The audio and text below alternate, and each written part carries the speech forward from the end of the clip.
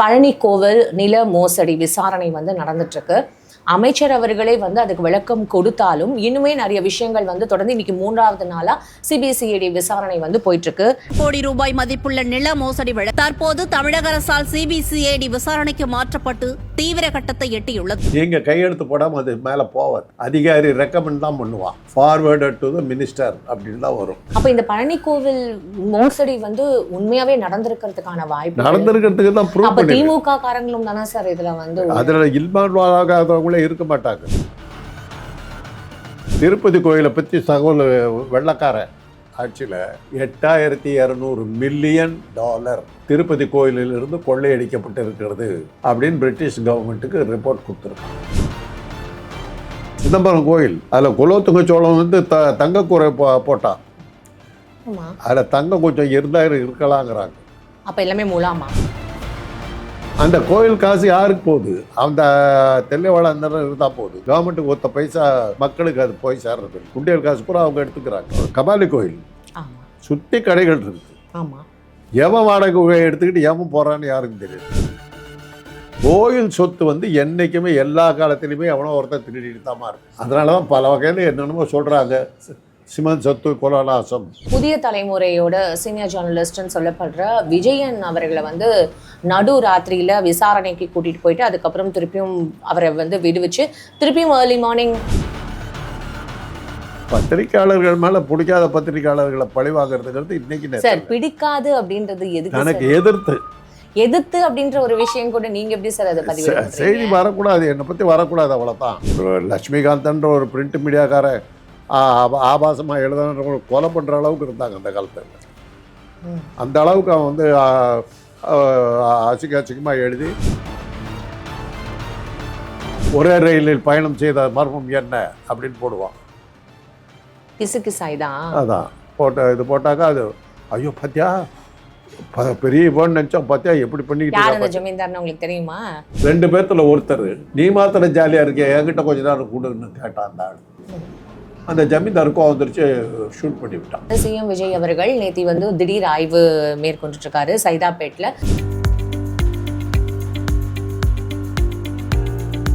Non veg சாப்பிடல, ஏன்னா நாங்கள் நான்வெஜ் தான் சாப்பிட்றோம், ஏன்னா அந்த அரிசியில தான் புழு பூச்சி வண்டு இது எல்லாமே இருக்குமே அப்படின்ற மாதிரி சொல்லியிருக்காங்க.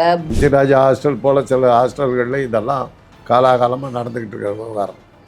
மாணவர்கள் அடுத்த தலைமுறை அவங்க தான் நிர்ணயிக்க போறாங்கன்னு சொல்லிட்டு அவங்களுக்கு கொடுக்க வேண்டிய அந்த உணவுகள் சரி எதுவா இருந்தாலுமே ஒரு உணவு நீங்க ஹாஸ்டல் சாப்பாடு நீங்க எடுக்காதீங்க.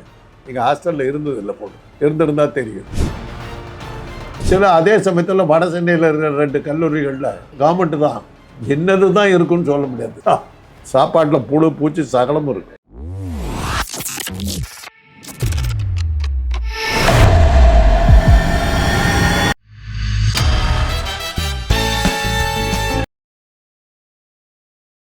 பிபிடி சினிமா நேயர்கள் அனைவருக்கும் வணக்கம். இன்னைக்கு நம்மளோட டாக்டர் காந்தராஜ சார் தான் இணைஞ்சிருக்காரு. நிகழ்ச்சிக்கு போகலாம் சார். வணக்கம் சார். இப்போ தாவேகா ஆட்சியில இந்த பழனி கோவில் நில மோசடி விசாரணை நடந்துட்டு இருக்கு. அமைச்சர் அவர்களே அதுக்கு விளக்கம் கொடுத்தாலும் இன்னுமே நிறைய விஷயங்கள் தொடர்ந்து இன்னைக்கு 3வது நாளா சிபிசிஐடி விசாரணை போயிட்டு இருக்கு. அதாவது என்ன அப்படின்னா, பழனி கோவில் நில மோசடி விவகாரத்தில் சிபிசிஐடி போலீஸ் 3வது நாளாக விசாரணை. கோவிலுக்கு சொந்தமான ரூபாய் 100 கோடி நில மோசடி தொடர்பாக நிலம் வாங்கிய சேதுபதி சாட்சி கையொப்பமிட்ட திமுக 27வது வார்டு செயலர் லக்ஷ்மணன் வீட்டுகளில் சோதனை அப்படின்னு சொல்லியிருக்காங்க சார். அவரே ஆமா தப்பு நடந்துடுச்சு அப்படின்றது அமைச்சர் ரமேஷ் அவர்கள் சொன்னதுக்கு அப்புறமும் இன்னும் இது ஏன் சார் அவங்க மேல தொடர்ந்து குற்றச்சாட்டுகள் எழுப்பப்பட்டுட்டே இருக்கு? விசாரணை செய்தி போட்டிருக்காங்க. இதுல என்ன குற்றச்சாட்டு என்ன இருக்குது? திருடுதான் உண்மைன்னு சொல்லிட்டாரு. ஒரு தப்பு நடந்திருக்குன்னு சார். அது தப்பு நடந்திருக்கு, குற்றம் நடந்திருக்கு அமைச்சரே ஒத்துக்கிட்டாரு. அப்புறம் அதில் உங்களுக்கு என்ன விளக்க வேண்டிய இருக்குது? புரியல உங்களுக்கு? அவர் தான் சொல்றாரு, ஆமா நான் தப்பு பண்ணிட்டேன் திருடிட்டேன்லாம் அவர் எங்கேயுமே சொல்லவே இல்லை சார். தப்பு நடந்திருக்குதுன்னு சொல்லியிருக்காருல்ல. அதிகாரிகள் தானே சார். அது சும்மா அதிகாரிகள் மேலே போட முடியாது. நீங்கள் கையெழுத்து போடாமல் அது மேலே போவாது. அதிகாரி ரெக்கமெண்ட் தான் பண்ணுவான்.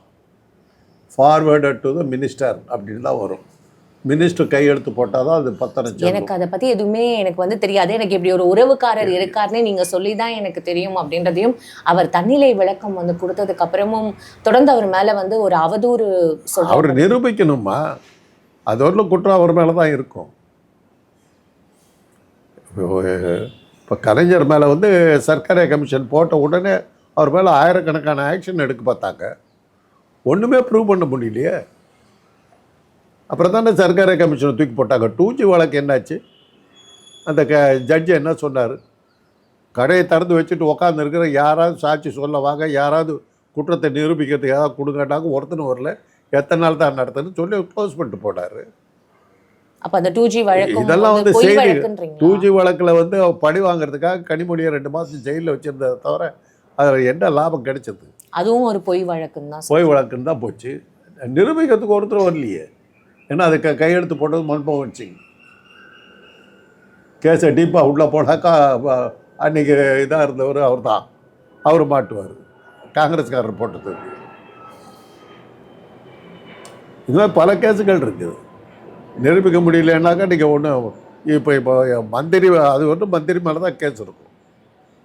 அந்த ரமேஷ் அந்த அமைச்சர், அந்த இலாக்கா அதிகாரிகள் எல்லாத்து மேலே தான் கேஸ் இருக்கும். சார், இப்போ இது வந்து சமூக வலைதளத்துல இவர் மேல தவறான ஒரு குற்றச்சாட்டுகள் பரப்பப்படுது அப்படின்றத அவர் வந்து சொல்றாரு இல்ல சார்? அதனால சிபிசிஐடிக்கும் வந்து இந்த விசாரணை மாற்றப்பட்டிருக்கு. சமூக வலைத்தளங்களில் கண்டதெல்லாம் வருது. அதை நம்ம இல்லைன்னு சொல்ல முடியாது. இப்போ நீங்கள் சீரியல்லாம் பார்த்தீங்கன்னா சமூக வலைத்தளங்கள் ஒரு ஆளை எவ்வளோ டேமேஜ் பண்ணலான்ற மாதிரி காட்டுறாங்க. அதனால் சமூக வலைத்தளங்களில் வர்றது வந்து தடுக்கிறது சுலபம் இல்லை. நீங்கள் ஒவ்வொருத்தர் வீட்லேயும் போய் செல்ஃபோனை பிடிக்கிட்டு பார்த்துக்கிட்டு இருக்க முடியாது.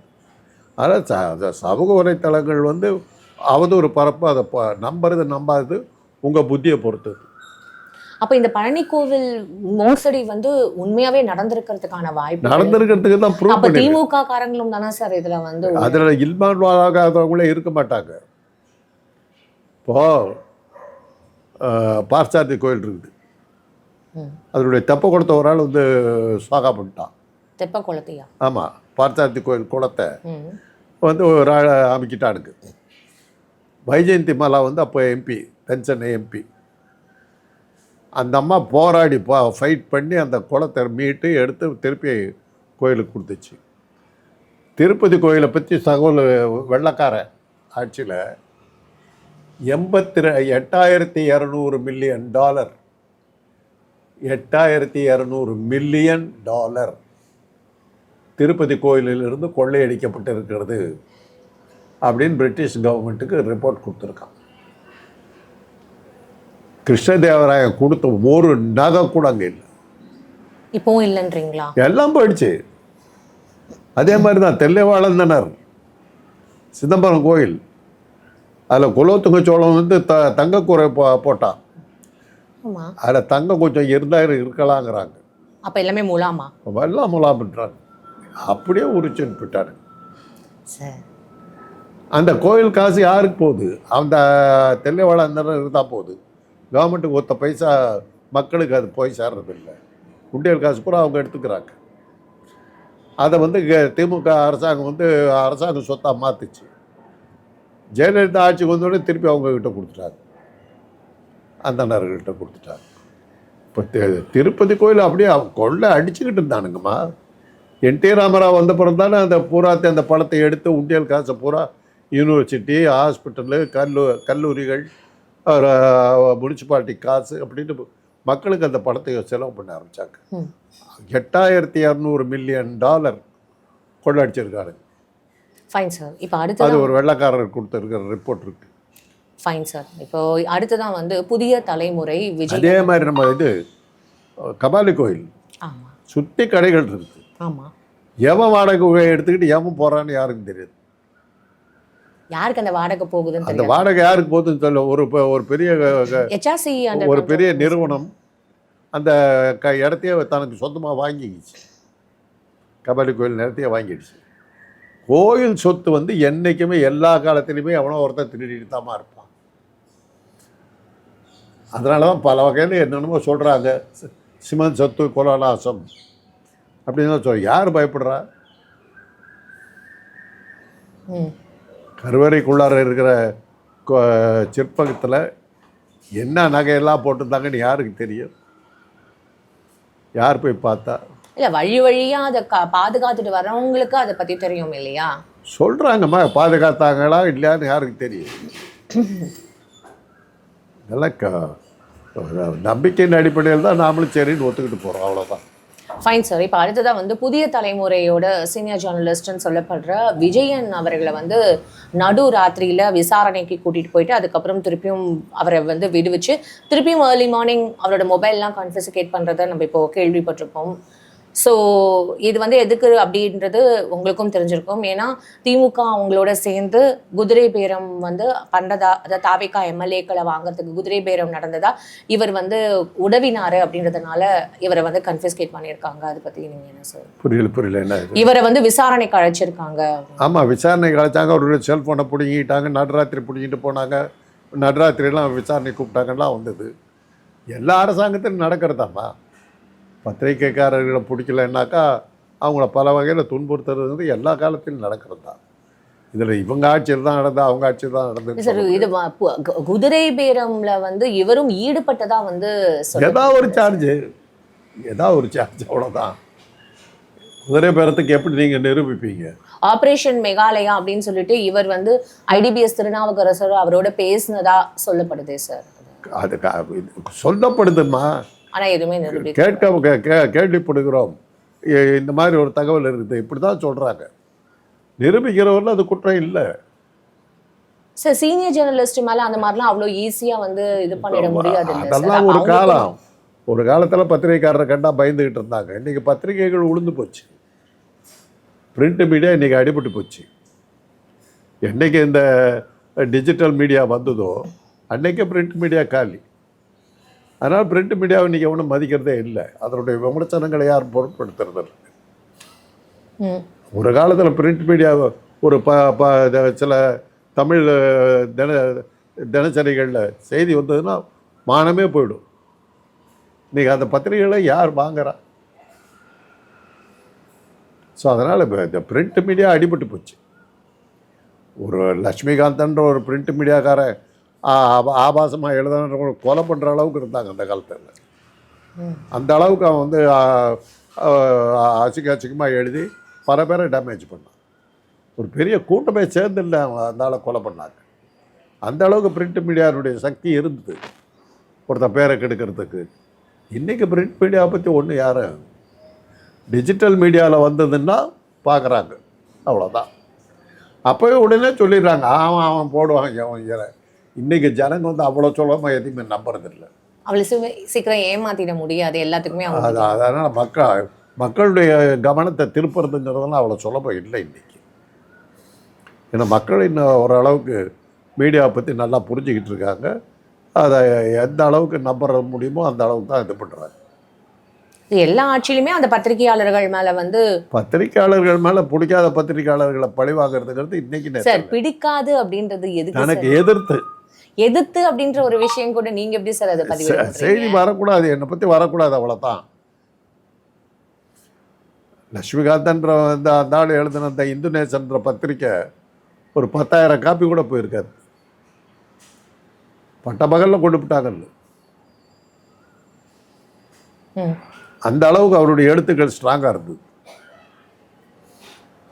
அன்னைக்கு வந்து பிரிண்ட் மீடியாவுக்கு அவ்வளோ வேல்யூ இருந்தது. இன்றைக்கி படிக்கிறவங்கெல்லாம் அதை பார்த்துட்டு ஆமாம் இவனுக்கு வேறு வேலையில் போடுறாங்க. அன்றைக்கி இப்படி தான் எழுதுவாங்கன்னு கிடையாது. அந்த ஜமீன்தாரும் அந்த பாடகையும் ஒரே ரயிலில் பயணம் செய்த மர்மம் என்ன அப்படின்னு போடுவான். கிசுகிசாய்தான் அதான் இது போட்டாக்கா அது ஐயோ பார்த்தியா பெரிய போன்னு நினச்சோம், பார்த்தியா எப்படி பண்ணிக்கிட்டு ஜமீன்தார்னு உங்களுக்கு தெரியுமா?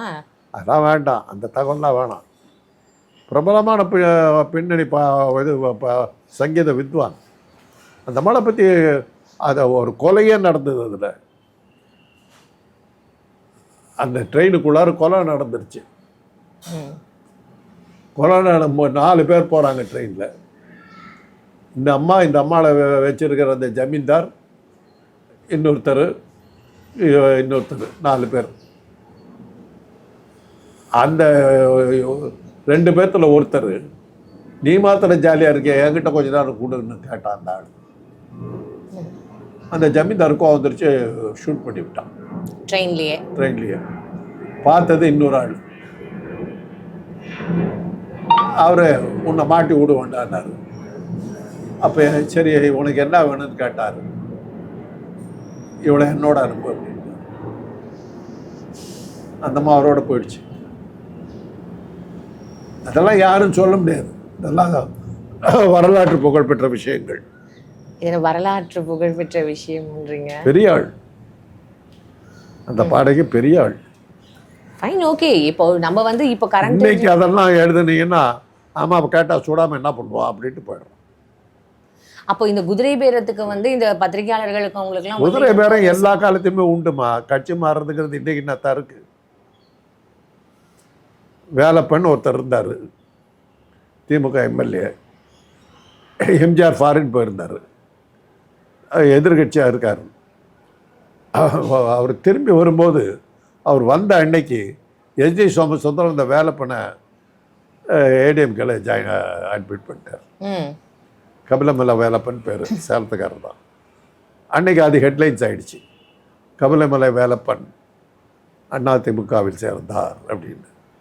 என்னைக்கு எம்ஜிஆர் வெளிநாட்டு பயணம் முடிச்சுட்டு இந்தியாவுக்குள்ளார திரும்பி வர்ற அன்னைக்கு அவர் தன்னுடைய செய்தி முன்னாடி வரணும்னு எதிர்பார்த்துக்கிற நேரத்தில் எஸ்டிஎஸ் இப்படி ஒரு ஸ்டண்ட் அடித்து அந்த செய்தி மேலே வந்துருச்சு. விளைவு என்னாச்சு தெரியுமில்ல, எம்ஜிஆர் இந்த வேலை பண்ண ஏற்றுக்கல. தனக்கு வந்திருக்க வேண்டிய விளம்பரத்தை இவனுங்க அடிச்சிட்டானுங்க அப்படின்ற கோவத்தில், அதில் அந்த கோவத்தில் தான் எஸ்டிஎஸ் கிட்ட அவர் வந்து கோபமாக இருந்து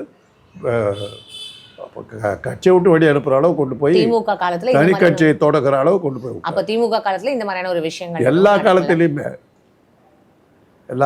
அது உண்டு. Fine sir. சார், இப்போ அடுத்ததான் வந்து சிஎம் விஜய் அவர்கள் நேற்று வந்து திடீர் ஆய்வு மேற்கொண்டுட்டு இருக்காரு சைதாப்பேட்டில். பாய்ஸ் விடுதி, சமூக நல விடுதி, அங்கே பாய்ஸ் ஹாஸ்டல். அங்கே வந்து அவங்க அந்த மாணவர்கள் வந்து பேசின ஒரு விஷயம் ஒரு பெரிய தாக்கத்தை கிரியேட் பண்ணியிருக்குன்னு சொல்லலாம். பிகாஸ் நீங்கள் வந்து நான்வெஜ் சாப்பிடல, ஏன்னா நாங்கள் நான்வெஜ் தான் சாப்பிட்றோம், ஏன்னா அந்த அரிசியில தான் புழு பூச்சி வண்டு இது எல்லாமே இருக்குமே அப்படின்ற மாதிரி வந்து சொல்லியிருக்காங்க. பாத்ரூம் சரியில்லை, கட்டிடங்கள் சரியில்லை, ரெக்ரியேஷன் ஃபெசிலிட்டிஸ் இருக்கு, ஆனால் அதெல்லாம் உபயோகப்படுத்த முடியல, படுக்கை அடைய சரியில்லைன்னு சொல்லிட்டு நிறைய விஷயங்கள் வந்து அவர் டைரக்டாக சிஎம் கிட்டே வந்து அந்த சடன் விசிட் திடீர் ஆய்வில் வந்து இவ்வளோ விஷயங்கள் ஷேர் பண்ணியிருக்காங்க. ஸோ இவ்வளோ இருந்தது போன ஆட்சி அப்படின்ற மாதிரி கேள்வி. அது வந்து ஒரு கவர்மெண்ட் ஹாஸ்டல், பட்டியல் இனத்துக்காரர்களுக்காக ஆரம்பிக்கப்பட்ட ஹாஸ்பிட்டல். அந்த அந்த ஹாஸ்டல்லாம் எல்லாம் ஆய்வு செஞ்சிங்கன்னா எல்லா ஹாஸ்டல்லையுமே அது நடக்கும். இப்போ நான்லாம் படித்தேன் ஸ்டான்லி மருத்துவக் கல்லூரியில். வார்டன் மேலே நாங்கள் 1000 அலிகேஷன் கொடுத்தோம். வார்டன் ஒரு டாக்டர். சார், அது நியாயப்படுத்த முடியாது. இல்லை, அதாவது அதில் வந்து தப்பு நடக்காமல் இருக்காதுமா. கோழி வாங்கிறதுக்கு போவோம், வாரத்தில் 2 நாள் கோழி போடுவாங்க. இப்போ கோழி வாங்குறதுக்கு மெஸ்ஸர் செக்ரட்டரின்னு ஒரு பையன் இருப்பான், ஸ்டூடெண்ட் தான் சார். இவன் வாங்க போகும்போது அந்த கோழி வாங்குறதுல எவ்வளோ கமிஷன் அடிக்கிறாங்கிறது போனால் தான் தெரியும். அப்புறம் மெஸ் செக்ரட்டரியாக இருந்தான்னா அவனுக்கு ரூமுக்கே சாப்பாடு போகும், அவனுக்கு மெஸ் பில்லாம் குறைஞ்சி வரும். இதெல்லாம் ஹாஸ்டலில் வழக்கமாக நடக்கிறது கவர்மெண்ட் ஹாஸ்டல். சார், இது எப்படி தெரியுமா சார் இருக்கு, சமுதாயத்துக்கு தான் நாங்கள் போராடுறோம், இவங்க சமுதாயத்துக்கு, இந்த சமுதாயத்துக்காக தான் நாங்கள் தொடர்ந்து வந்து போராட்டங்கள் நடத்துகிறோம் அப்படின்னு சொல்லிட்டு, அப்போ அந்த சமுதாயத்துக்கான ஒதுக்கப்பட்ட நிதி எங்கன்றதை வந்து இங்கே கேள்விக்கு உட்படுத்தப்படுது இல்லையா? எம்ஜி ராஜா ஹாஸ்டல் போல சில ஹாஸ்டல்களில் இதெல்லாம் காலாகாலமாக நடந்துக்கிட்டு இருக்கிற விவகாரம். மாணவர்கள் அடுத்த தலைமுறை அவங்க தான் நிர்ணயிக்க போறாங்கன்னு சொல்லிட்டு அவங்களுக்கு கொடுக்க வேண்டிய அந்த உணவுகள், சரி எதுவா இருந்தாலுமே ஒரு உணவு வந்து நீங்க ஹாஸ்டல் சாப்பாடு வந்து நீங்க எடுக்கவே எடுக்காதீங்க. நீங்க ஹாஸ்டல்ல இருந்தது இல்லை, போட்டிருக்கு, இருந்திருந்தா தெரியும். சில ஹாஸ்டல்களில் தான் சாப்பாடு நல்லா இருக்கும். இப்போ தனியார் கல்லூரிகள் நடத்துகிற ஹாஸ்டலில், இப்போ லயலா காலேஜ் ஹாஸ்டலில் வந்து சாப்பாடு சோறாக இருக்கும். அது மாதிரி சில ஹாஸ்டல் தான். இப்போ என்னுடைய ஸ்டான்லி மருத்துவக் கல்லூரியில் சிக்கன் அவ்வளோ ஃபேமஸ். அது எந்த அளவுக்கு ஃபேமஸ்ன்னா, புதன்கிழமையில் நாங்கள் அப்போ ப்ரெஸ் நடத்திக்கிட்டு இருந்தோம் சென்னையில், மினர்வா தியேட்டருக்கு பின்பக்கம் இருக்குது. ராத்திரி 8 மணிக்கு மேலே திராவிட முன்னேற்ற கழகத்தினுடைய கூட்டம் பூரா அங்கே தான் நடந்துக்கிட்டு இருக்கும். அண்ணா கரெக்டாக 8:30 மணிக்கு வருவார். ம். சில சமயத்தில் மினர்வா தியேட்டரில் படம் பார்த்துட்டு அப்படியே வருவார். வந்து உக்காந்தாருன்னா சுற்றி ஒரு 20 பேர் சுற்றி உட்காந்துருவார். அண்ணா என்ன சொல்லுவாருன்னா, எங்கள் அண்ணக்கிட்ட அவன் காந்தனுக்கு ஃபோனை போட்டு அதை இன்றைக்கி புதன்கிழமை சிக்கன் போட்டுருவாங்க, கொண்டு வர சொல்லுவார். வண்டி எடுத்துகிட்டு வருவாங்க, 20 சிக்கன் எக்ஸ்ட்ரா வாங்கி எடுத்துகிட்டு போவேன். அந்த அளவுக்கு ஃபேமஸ்ஸு. மதிய இலகெல்லாம் வந்து ஹாஸ்டலுக்கே வந்துடுவார் சாப்பிட. அது மாதிரி இருக்கும். சில அதே சமயத்தில் வட சென்னையில் இருக்கிற 2 கல்லூரிகளில் கவர்மெண்ட்டு தான் என்னது தான் இருக்குன்னு சொல்ல முடியாது. சாப்பாட்டில் புழு பூச்சி சகலமும் இருக்கு. அதான் சார், அப்போ இது தவறு தானே சார்? எந்த இதெல்லாம் ஆட்சியும் தவறுமா, தவிர்க்க முடியாத தவறுகள்மா. இதெல்லாம் ஒன்றும் நம்ம பண்ண முடியாது. இந்த குறைகள் வந்து இன்னைக்கு நேற்று இல்லை, அந்த கல்லூரிகள்லாம் ஆரம்பித்த காலத்துலேருந்து இருக்கு. இந்த ஆய்வு நடத்த போன இந்த ஆய்வு பத்தி எதுவுமே பேசாம ஆய்வு நடத்த போன சிஎம் பட்டு வேஷ்டி சட்டையில எதுக்கு போனாருன்ற அதே ஒரு விமர்சனம்லாம் சும்மா இதெல்லாம் அவரை மேலே அசிங்கப்படுத்துறதுக்காக பேசுகிறப்ப அவர் என்ன ட்ரெஸ் கோடு போட்டு வந்திருக்காரு, இன்னைக்கு அவர் வந்து பேண்ட் ஷர்ட், இன்னைக்கு அவர் கோட்டு போடல, இன்னைக்கு அவர் வேஷ்டி சட்டை. இந்த ஃபோக்கஸ் ஏன் சார் மாறுது? எவ்வளவு விஷயங்கள் இருக்கு. இதுவும் காலங்காலமா மனித மனமே அப்படித்தான்மா. எம்ஜிஆர் சிஎம் ஆன உடனே டெல்லிக்கு போகிறார். எங்கள் அண்ணன் வந்து அவரோட சேர்ந்துட்டார். சேர்ந்ததுக்கு பிறகு டெல்லிக்கு போகும்போது அவரையும் கூட கூட்டிகிட்டு போகிறார். மொரார்ஜி தேசாய் வந்து பிரைம் மினிஸ்டர். 2-3 தடவை இவங்க போய் பார்க்குறாங்க, இதுக்காக விஷயத்துக்காக போயிட்டு வராங்க. 4வது தடவை போகும்போது எங்கள் அண்ணன் மாத்திரம் போனார், எம்ஜிஆர் போகல. மொரார்ஜி அவங்க என்ன கேட்குறாரு எங்கள் அண்ணன்கிட்ட, ஒவ்வொரு தடவை வரும்போது ஒரு புது வாட்சி கட்டிக்கிட்டு வர்றாரு எப்படின்னு கேட்டார். அந்த அதாவது அவங்க நீங்கள் என்ன பேசுகிறீங்க ஏது பேசுகிறீங்கிறத விட உங்கள் உடை அலங்காரத்தை எல்லாம் பார்த்து அவங்க ஆச்சரியப்பட்டாங்க. அவங்களுக்கு அது பழக்கம் இல்லை. இவங்கெல்லாம் அந்த கதர் சட்டை அது மாதிரிலாம் போட்டு எளிமையான வேஷம். இன்றைக்கி தானே பேண்ட்டு ஷர்ட்லாம் போடுறாங்க. அன்றைக்கி எல்லோரும் வேஷ்டி சட்டை. அது இது கேட்டபோது அப்போ எங்கள் அண்ணன் என்ன சொன்னார்னா, அவர் சினிமாவில் நடித்தவருங்க, அவருடைய வேஷத்துக்கு தகுந்த மாதிரி அவருக்கு ட்ரெஸ் எல்லாம் கொடுப்பாங்க, அது பூரா அவர்கிட்ட கிடக்குது, அதெல்லாம் எடுத்து போட்டு வர்றாரு, அதையெல்லாம் நம்ம கேட்க முடியாதுன்னு. ஓ, சினிமாவில் இப்படியெல்லாம் நடக்குமா? அது ஒரு செய்தி ஆச்சு. அப்போ இதை பட்டு வேட்டியில் போனார், ட்ரெஸ்ஸோடு போனார்ல, அதுதான் முக்கியம். அவ்வளோதான். இது பட்டு சட்டையில் போனார் தானே, போடுறதுல என்ன தப்பு? இப்போ டெர்லின் அப்படின்னு ஒரு துணி வந்தது, காட்டன்லேருந்து சில்கில் இருந்து ரெண்டும் இல்லாமல் டெர்லின்னுங்கிற ஒரு துணியில் ஒரு செயற்கை நூலில் அந்த ட்ரெஸ் வந்து இன்றைக்கி எல்லாமே டெர்லின், இதெல்லாம் டெர்லின் தான். அந்த டெர்லினுக்கு என்ன கிளைம்னா, துவைக்கவே வேண்டியதில்லை, அயர்ன் பண்ண வேண்டியதில்லை, கசங்காது. அதனால் அந்த ஒரு ஷர்ட் அப்போ அதனுடைய விலை வந்து 32 ரூபா ஒரு ஷர்ட். 15 ரூபாய்க்கு 10 ரூபாய்க்கு ஷர்ட்டு கிடச்சிக்கிட்டு இருந்த காலத்தில் டெர்லின் ஷர்ட்டு 32 ரூபா. அதை போட்டுக்கிட்டு வந்தால் நீங்கள் பெரிய ஆள்னு அர்த்தம். அதுக்கப்புறம் பார்த்தா காட்டன் ஷர்ட்டை விட டெர்லின் ஷர்ட்டு நமக்கு வந்து மெயின்டெனன்ஸ் ஈஸி, டியூரபிலிட்டி ஜாஸ்தி, ரொம்ப நாள் வரும் அப்படிங்கிறதா தெரிஞ்சதுக்கப்புறம் காட்டன். அதுக்கப்புறம் இன்றைக்கி காட்டன் யார் ஷர்ட் செய்கிறா? அந்த அளவுக்கு அந்த துணியை போயிடுச்சு. அது மாதிரி பட்டு சட்டையில் வர்றாருன்னா அவருக்கு சிறுபால் நடிக்கும்போது கொடுத்த துணிகளாக இருக்கும். அதெல்லாம் என்ன பண்ணுவார், எங்கே போடுவார்? போய் கிடைக்கிறத எடுத்து மாட்டிக்கிட்டு வர்றாரு. என்ன பண்ணுவோம்? சூட்டில் வந்துக்கிட்டு இருந்தாருமா அவரு, ஏதோ வேட்டிய சட்டையில் போயிருக்காரு. அதுவே ஒரு வித்தியாசமான விஷயம் இல்லையா? உங்களோட நேரத்துக்கு ரொம்ப நன்றி சார்.